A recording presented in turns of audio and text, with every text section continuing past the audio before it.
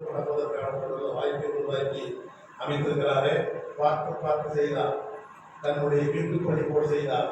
அதுதான் இன்றைக்கு இந்த கலையரங்கம், அந்த படகுத்துறை, அந்த சமத்துவம் எல்லாம் ஜாதி வாரியாக எல்லாருக்கும் புதுசாக இருந்த பொழுது வரிசையப்படுத்துகிறார்.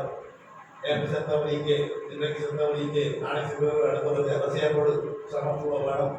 இன்றைக்கு அதையும் கடந்து உருவாக்கிவிட்டார்கள். மின்சாரம், மயானம் உருவாக்கிவிட்டோம். எல்லாத்தையும் இந்த மக்கள் மக்கள் அதில் முடிந்தவர்களுடைய மன்னவர்கள். இதற்கு பெயர் தான் ஒப்புரவு. ஈகை என்பது வேறு, ஒப்புரவு என்பது வேறு. உடனடியான கொடை கொடுப்பது ஈகை, நிலையான பயன்படுத்துவது கொடை கொடுப்பதுதான் ஒப்புரவு. அன்பு, நான், ஒப்புரவு, கண்ணோட்டம் வேண்டும்.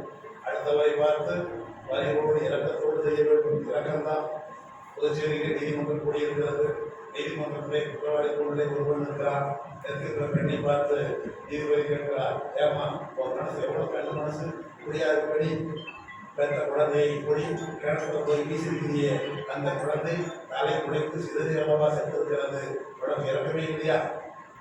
ஏதாவது ஒரு 5 ரூபாய்க்கு கஞ்சி மருந்தை வாங்கி கொடுத்திருந்தா, விஷ மாத்திரையை வாங்கி கொடுத்திருந்தா, விஷத்தை வாங்கி கொடுத்திருந்தா அந்த குழந்தை ஏற்படாமல் சென்றிருக்குமே. அறிவர் நீதிபதி 5 ரூபாய்க்கு விஷத்தை வாங்கி கொடுத்திருந்தா அந்த குழந்தை சென்றிருக்குமே.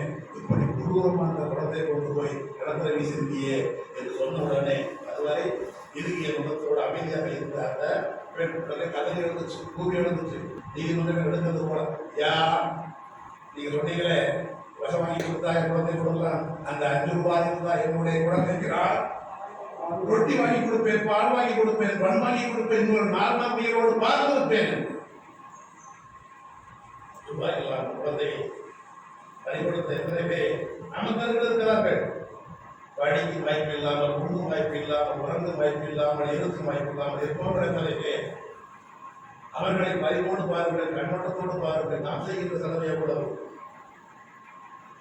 இங்கே போன்ற ரத்தனபாரத்து மட்டும் அந்த செலவு மட்டும் எங்கிட்ட கொடுத்த எனக்கு ஒருவேளை சூழலை பாரிதாசன் உங்களுக்கு எல்லாம் ரூபாய் வெத்தலை, எங்களுக்கு அதுதான் நீக்கிற சோறு.